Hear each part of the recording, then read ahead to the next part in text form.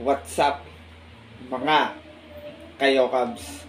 Magandang araw po muli sa inyong lahat at syempre narito po muli ang inyong lingkod, Master Lekim, at welcome back po muli syempre dito sa ating Master Lekim TV. Bago ko po simulan to ating video ngayong araw mga bayang karisa, make sure na dapat nakalike na po tayo, nakasubscribe. Huwag po natin kalimutan i-hit yung notification bell or bell icon para maging updated po kayo sa mga susunod ko pa pong upload na video. At ngayong araw mga bayang karisa, syempre meron tayo muling konting silip, giya, at ways analysis sa karera para po kayo araw ng Miyerkules. Wednesday Racing, September 25, 2024. Dito muli syempre dito sa Metro Turf Malvar, Batangas. At meron po sila inyandang 7 races na magsisimula po sa ganap na alas 5 ng hapon. Papaumanhin mga bayang karisa sa ating mga kayakabs kung medyo hindi natapat sa ating mga ganito nagdaang linggo. Alam niyo medyo naging mahirap gaya nung no bearing race po, di ba? Alam niyo naman kung sino mga namamayagpag pag no bearing race, bayang karisa, kasi susunod na no bearing race alam niyo na po siyempre mga tatayan yung kabayo mga bayang karisa, kasi alam niyo naman na napansin niyo na nung Sunday kung sino mga namayagpag na horse owner or mga kabayo na nanalong dihado nung araw po ng linggo. Sana po this week makabawi po ako sa inyo bayang karista. At syempre, puntahan ko na rin agad yung mga konting silip at na ito matapos lamang po yung ating maikling intro. Kaya let's go mga kayo Cubs.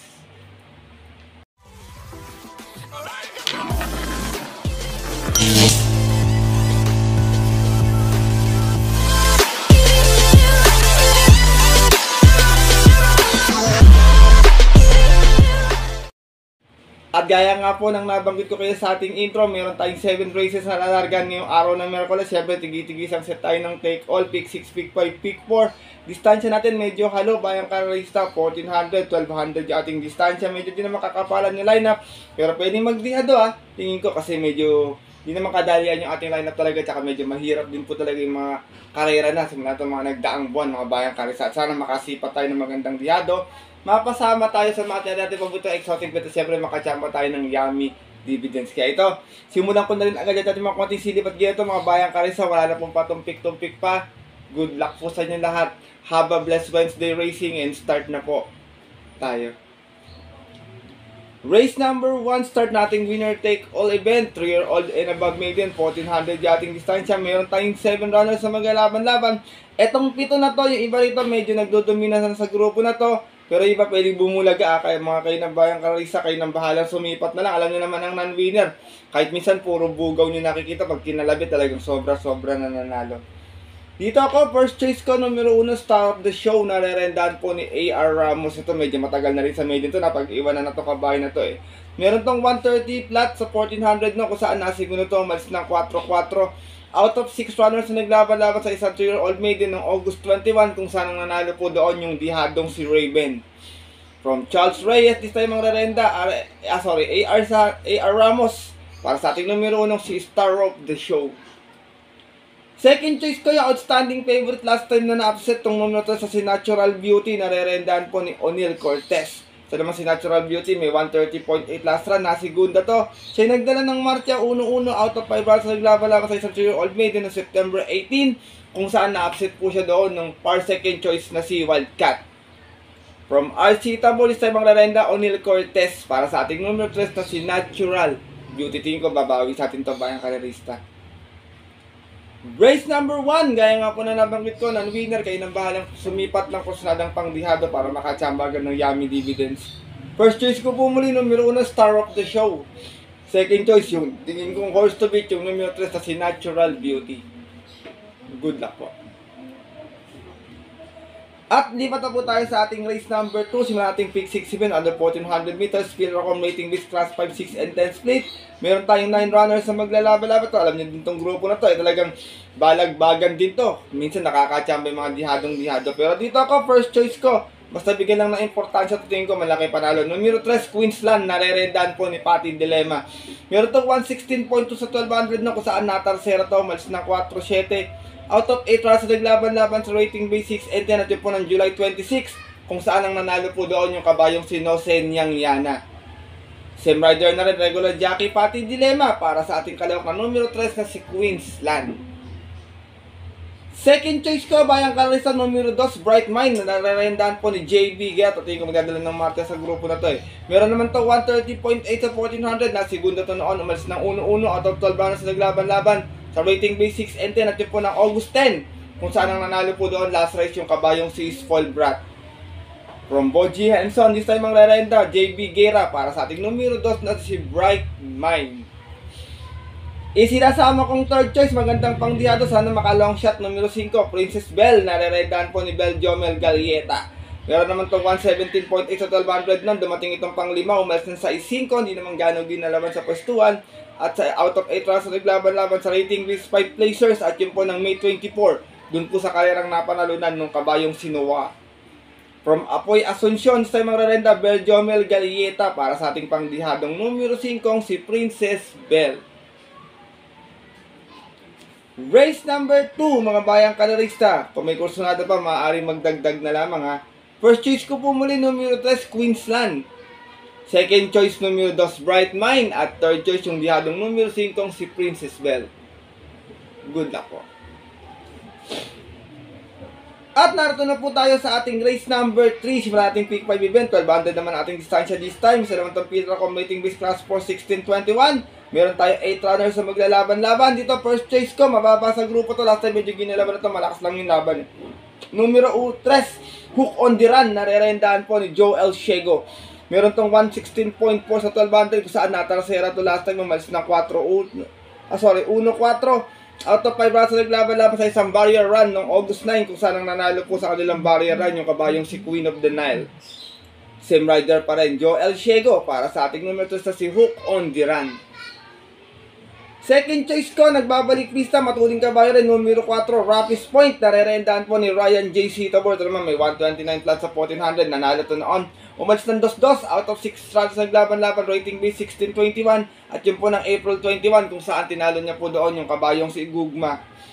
From John Alvin Guse, this time po ang narenda, RJ Sitabor, para sa ating numero 4, si Rapis Point. Sinasama kong third choice, isa pang matuli na nasa unahan din agad, numero 2, Galloping Ghost, nare-rendahan po ni Patty Dilemma. Ito naman, may 127.8 sa 1400 noon. Sumigunda ito, umalis ng 1-2, out of 9 rounds na naglaban-laban, rating base 11-15, at yun po ng August 28, kung saan ang nanalo po doon yung Yamadong si BG. Same rider pa rin, regular jockey, Patty Dilemma, para sa ating numero 2 na si Galloping Ghost. Race number 3, bayang kalarista. First choice ko po muli, numero 3, Hook on the Run. Second choice, numero 4, Rapis Point. At third choice, yung numero 2 na si Galloping Ghost. Good luck po. At lipat na po tayo sa ating race number 4. Simulan natin peak 4 event. Peter Combating Base Class 4, 1621. At 1200 meters, meron tayong muli 8 runners na maglalaban-laban. Dito, first choice ko, siguradong nasa unahan. Numero 2, Streisand. Nare-rendahan po ni GL Ciego Jr. Meron itong 130.8 last time. Nasigunda ito, umalis ng 2-2, out of 9 rounds naglaban-laban, rating base 11-15. At yun po ng August 14, kung saan ang nanalo po doon yung kabayong si Mick at Difference. Same rider pa rin, GL Ciego Jr. para sa ating numero 2 na si Streisand.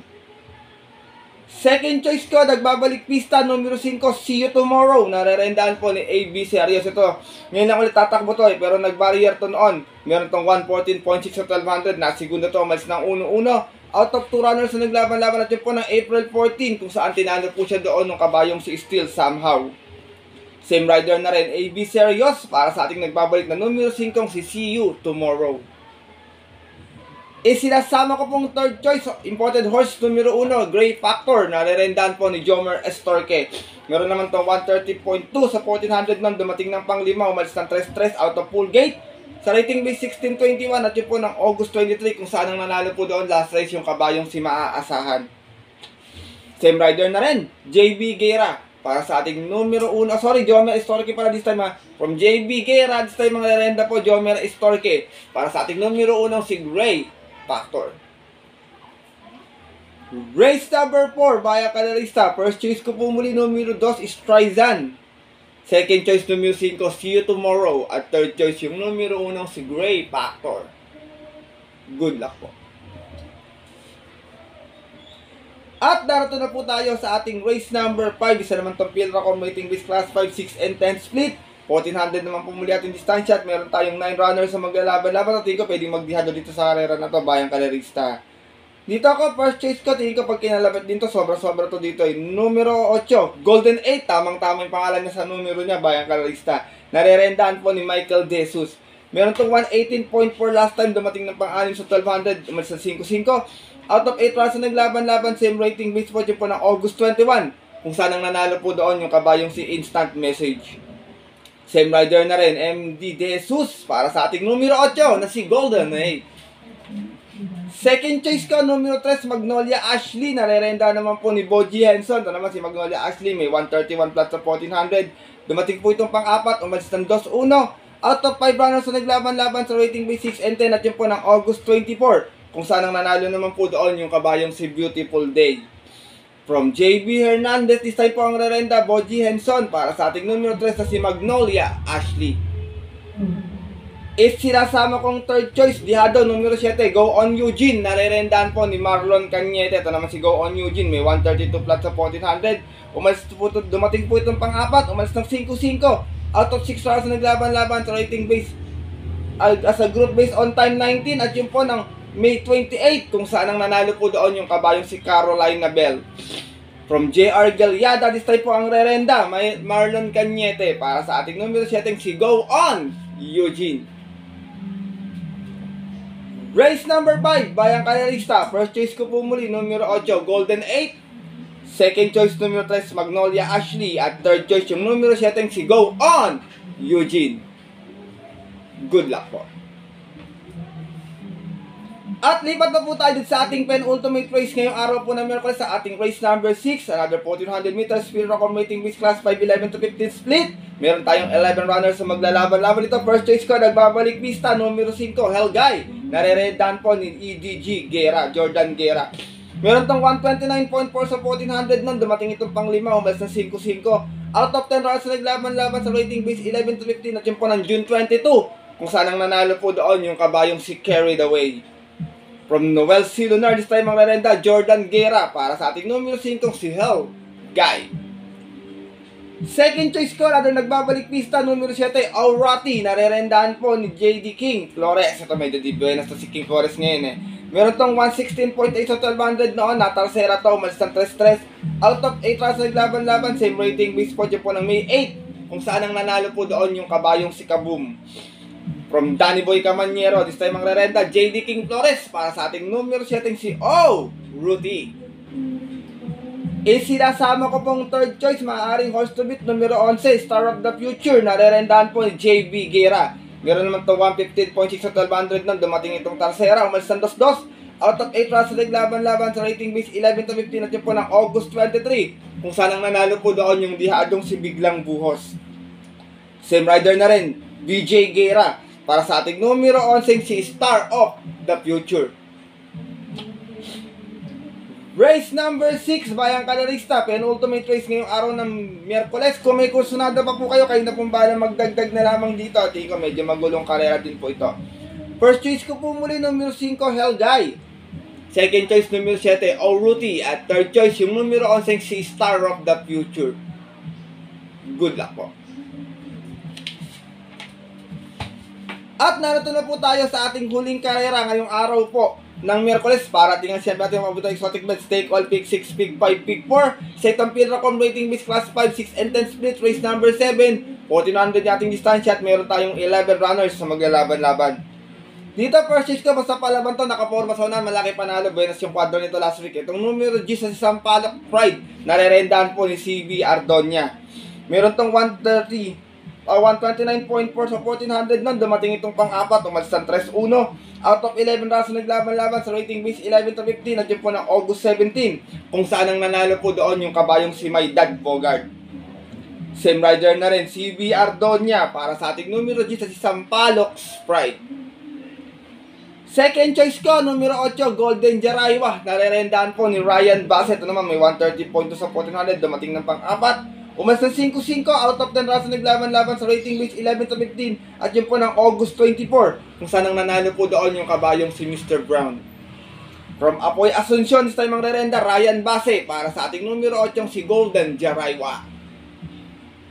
Sinasama kong third choice, baka madihado muli, numero 6, Himanshi. Nare-rendahan po ni John Sargent de Ocampo. Meron naman to 130.6 sa 1400, dumating ng pang-4, umalis na 8-7. Out of 9 runners na naglaban-laban sa rating base 6 and 10. At yun po, noong August 23, kung saan ang nanalo po doon yung kabayong si Paramount. Same rider na rin, regular jockey na to, John Sargent de Ocampo. Para sa ating numero 6 na si Himanshi. Last and final race mga bayang karista, kung may nasisipat po kayo mas dihado pa or kursunada pang kaladkad sa mga paratingan po, maaari po magdagdag na lamang po kayo kung may pangkapital po, pero kung wala po, mamili na lamang ng sariling kursunada bayang karista. First choice ko po muli, numero G, Sampaloc Sprite. Second choice, numero 8, Golden Jaraiwa. At third choice, yung numero 6 na si Himanshi.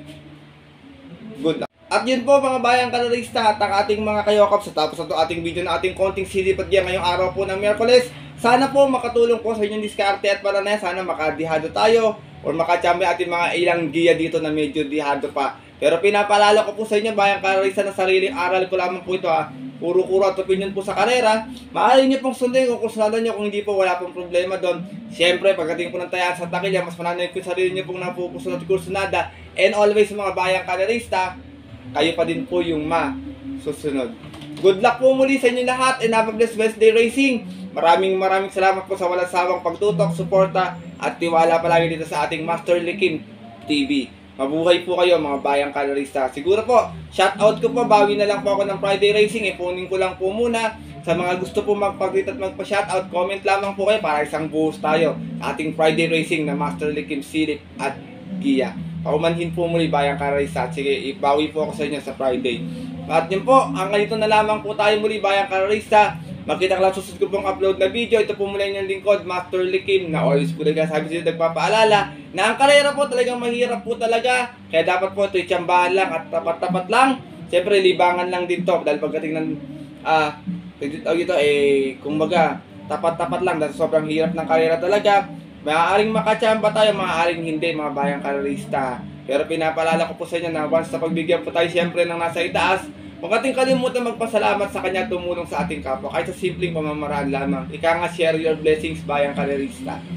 Good luck po muli sa inyo lahat and happy racing sa mga pupunta po ng mga abutin na lang off-track betting station para maagang pumila, tumaya sa bahay na lang manonood. Stay safe everyone po. God bless bayang karerista. Lalong-lalo na po sa mga solido po ditong 100% na mga Cabs.